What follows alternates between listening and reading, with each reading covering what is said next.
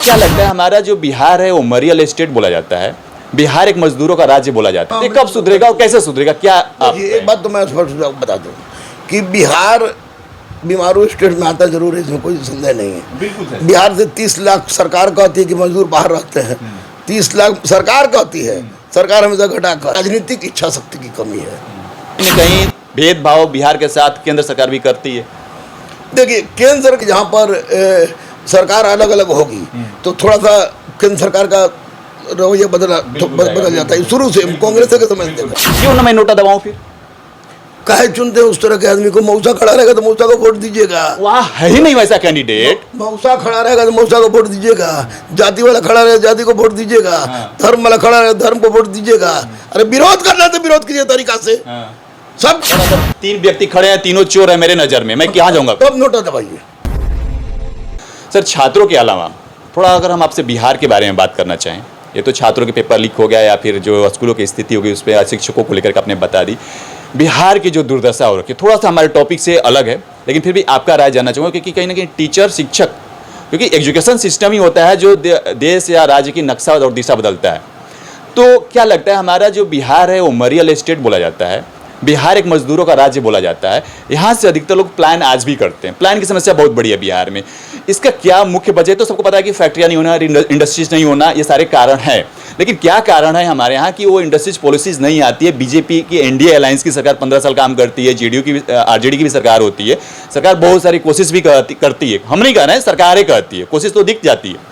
तो क्या कारण रहा कि आज हमारा बिहार इतना बर्बाद? और इसका जो लोगों का जो इंटेंशन है, बाहर अगर आप जाते हैं बिहार के लोग को बोलते हैं तो एक उनका अलग ही परसेप्शन और इंटेंशन होता है, देखने का नजरिया हर चीज़ों का। वो अलग बात है कि हमारे यहाँ सबसे ज़्यादा आईएएस और आईपीएस अधिकारी निकलते हैं, लेकिन मजदूरों की बात करें तो, कॉमन व्यक्ति की बात करें, बाहर जाता है तो एक गलत नज़र से देखना, मतलब पूरा बुरा हाल होता है। ये कब सुधरेगा और कैसे सुधरेगा? क्या एक बात तो मैं स्पष्ट बता दूं कि बिहार बीमारू स्टेट में आता जरूर है, इसमें कोई संदेह नहीं है। बिहार से 30 लाख सरकार कहती है कि मजदूर बाहर रहते हैं, 30 लाख सरकार कहती है।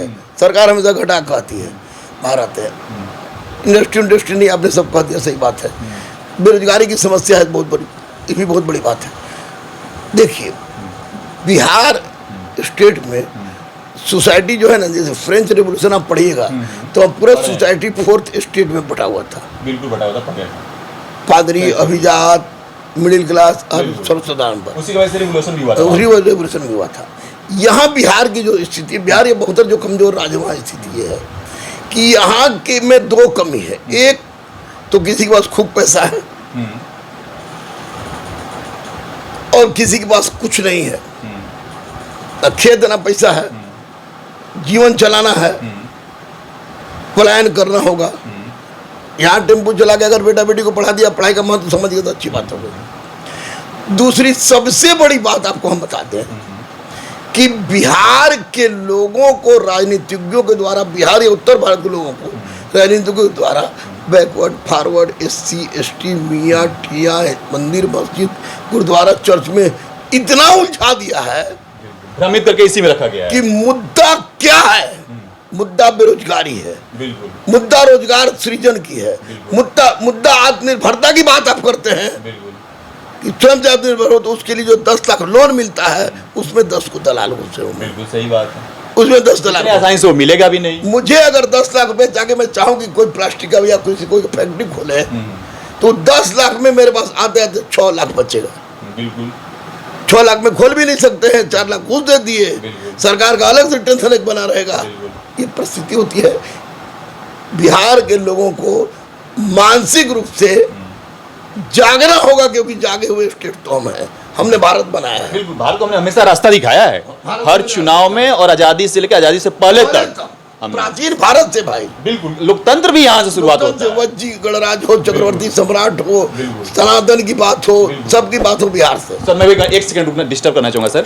वही मैं गर्व होता है कहना कि हम बिहार से हैं। पहले का आप गौरव में इतिहास देख लीजिए, जहाँ पूरे भारत के साथ साथ अफगानिस्तान और बाकी मतलब अखंड भारत जो पूरे बिहार से साम्राज्य चलता था, आज जो बिहार, और मेरे को लगता है कि 1960-70 के दशक से पहले भी मेरा जो मानना है कि बिहार सबसे बड़ा राज्य था रोजगार देने में भारत में, आज़ादी के बाद और 70-80 के दशक से पहले।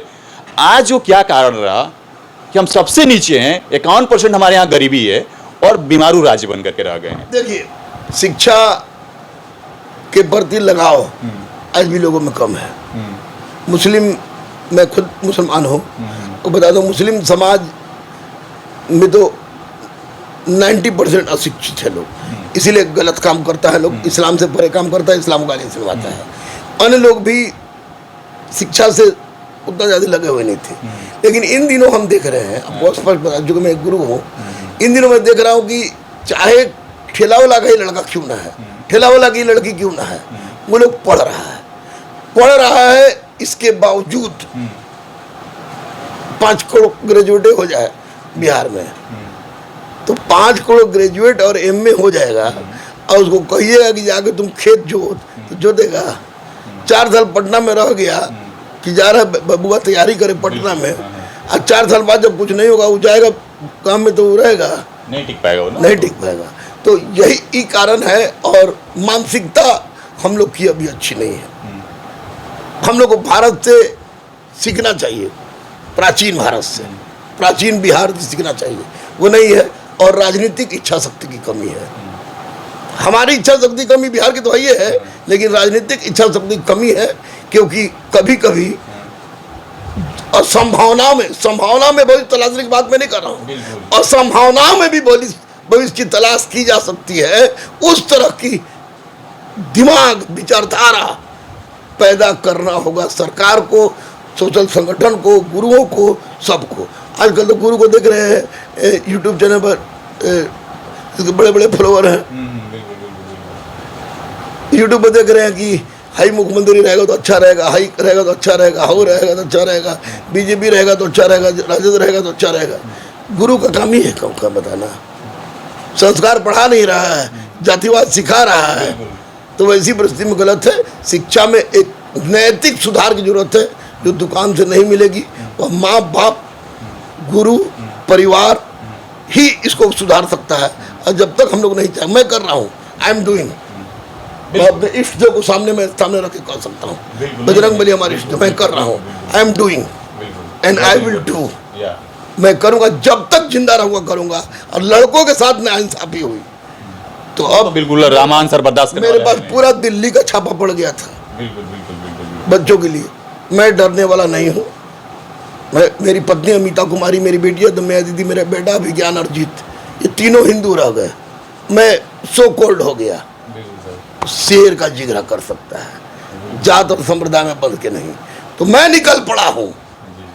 जिनको लगता है कि गलत हो रहा है, प्रत्येक गांव से 2 बच्चा की आवश्यकता है। गांधी मैदान फरेंगे, तिरंगा उठाएंगे, गांधी को प्रासंगिक करेंगे, और सिस्टम का चूल से चूल हिला देंगे जब तक चोर अंदर नहीं जाते हैं। तो सर, आप मानते हैं कि अगर राजनीतिक इच्छा शक्ति सही हो जाए, हाँ, तो बिहार का बदलाव हो सकता है? 110%। तो केवल ये गुमराह करके जात पात में रखे हैं। आज भी चुनाव चल रहा है 2024 का, कोई भी, केवल अपोजिशन का तो काम है। जैसे अभी अपोजिशन का एक मैनिफेस्टो में कि हम 1 करोड़ लोगों को रोजगार देंगे। इससे पहले भी कोई और सरकार थी, नाम नहीं लेना चाहूंगा, बोले कि हम इतने लोगों को रोजगार देंगे, नहीं दे पाए। तो ये तो केवल गुमराह करने वाली चीजें हो गई। जो सरकार अभी है सिस्टम में, वो भी कहीं ना कहीं आज बिहार में पिछले 10 सालों में कोई रोजगार नहीं दे पाई। रोजगार की बात करें इन द सेंस, कोई फैक्ट्री हो, इंडस्ट्रीज हो, कोई आज तक 10 सालों में नहीं किया गया।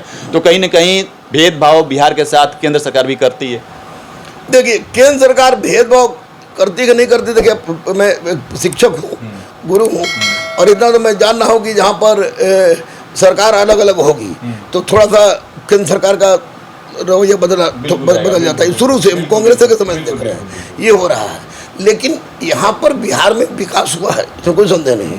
10 साल पहले जो पटना आया होगा, अभी 10 साल बाद पटना में आए तो आएगा तो भूला जाएगा। हम लोग खुद गड़बड़ा जाते हैं।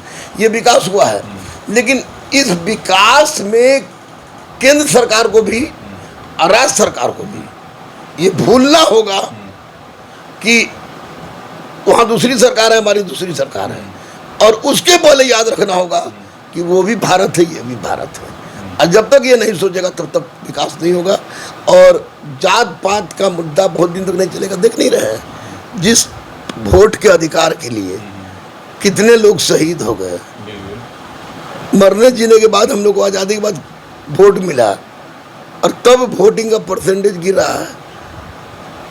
नोटा लाने की क्या आवश्यकता पड़ी बापू? नहीं सर, आप जब आपने नोटा और वोटिंग के अधिकार की बात छेड़ दी है तो मेरे पास एक और सवाल आ गया है कि हम चुनाव कराते हैं किस लिए?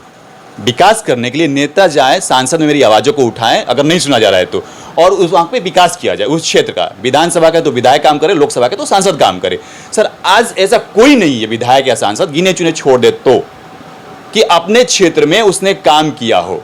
सर मेरी बात सुनिए सर, वहां पे कुछ सांसदों को तो भगाया भी जा रहा है। हाँ, जीतनराम मांझी जैसे नेता को भगाया जा रहा है अगर वोट मांगने जा रहे हैं तो मैं एज अ वोटर, सर मेरे क्षेत्र में अगर विकास ही नहीं हो रहा है, वोटिंग का सिस्टम आपने बना दिया, लोकतांत्रिक राज्य बना दिया आपने, और उस लोकतांत्रिक राज्य में मेरी सुनी नहीं जा रही है, मेरी वोट लिए जा रहे हैं, वोट ले लिया आपने और आप चले गए, क्यों ना मैं नोटा दबाऊं? फिर काहे चुनते हैं उस तरह के आदमी को? मौसा खड़ा रहेगा तो मौसा को वोट दीजिएगा। वहां है ही नहीं वैसा कैंडिडेट। मौसा खड़ा रहेगा तो मौसा को वोट दीजिएगा, जाति वाला खड़ा रहेगा जाति को वोट दीजिएगा, धर्म वाला खड़ा रहेगा धर्म को वोट दीजिएगा। अरे विरोध करना है तो विरोध कीजिए तरीका से, सबका विरोध कीजिए और बताइए कि क्या आप लोगों ने नहीं किया जो आप लोगों ने कहा था, वो तो करेंगे नहीं। आज भी कौन जात है रे, कौन धर्म का है रे? बीजेपी के, कांग्रेस का है रे, बीजेपी के, राजद का है, जदयू का है, फलाना ठिकाना, इस तरह की बात। सर अभी औरंगाबाद में ही लोगों ने वोट देने से बहिष्कार कर दिया, एक गांव है, क्या गलत किया उसने? वो अच्छा किया, उसको मैं करता हूँ। अगर कोई योग्य नहीं है तो हम बहिष्कार कर सकते हैं, और अगर नोटा ही दबाना है तो जितने लोग असंतुष्ट अपने माँ के गर्भ को की कसम खा के बोले अब वोटिंग दबाए कि हमको कोई फायदा नहीं हुआ है, वो नोटा दबाए, अपनी उपस्थिति दर्ज करानी पड़ती है। बच्चा जब तक मांगता नहीं है तब तक दूध भी नहीं मिलता है, रोना पड़ता है उसको। ये अपनी उपस्थिति दर्शानी होगी कि हम 65% युवा, कहने के लिए नहीं है। यह 60% वोट पड़ रहा है, युवा बिसुक गया है। हम लोग के भोजपुरी में शाहबाज में भाषा है, बिसुक जाना, बिसुक गया है। हमारे मौसा खड़ा है, हमारी जाति खड़ा है, हमारा फलनवा खड़ा है, ये गलत बात है। और रहमान सर ये मानते हैं कि आप नोटा ना दबाएं, किसी न किसी प्रत्याशी को वोट देकर अपनी प्रेजेंस वहां उपस्थित करें। किसी न किसी को नहीं, जो चोर नहीं है। सर अगर 3 व्यक्ति खड़े हैं, तीनों चोर है मेरे नजर में, मैं क्या जाऊंगा? तब नोटा दबाइए। तो वैसे ही लोग दबाते होंगे नोटा। तो नोटा वैसे लोग दबाते तो नोटा का परसेंटेज उतना कम नहीं होता, क्योंकि 2-4-5 को नेता को छोड़ दिया जाए तो कोई ऐसा नोटा नहीं है जिन पर दूध का नेता है कि जिन पर दूध चढ़ाया जाए। तो नोटा की परसेंटेज, वोट देने की परसेंटेज ज़्यादा हो चाहिए। ये विचारधारा मैं लाना चाह रहा हूँ कि अगर सच की बात करते हो और कहते हो कि गांधी सही है, जहाँ सत्य है वहाँ ईश्वर है, तो जितने असंतुष्ट हो सब नोटा को दबाओ। ये मध्य के हमारे मौसा खड़ा है, हमारे जाति खड़ा है, ये नहीं होना चाहिए। ये हो जाएगा, मजा आ जाएगा। बिल्कुल बिल्कुल।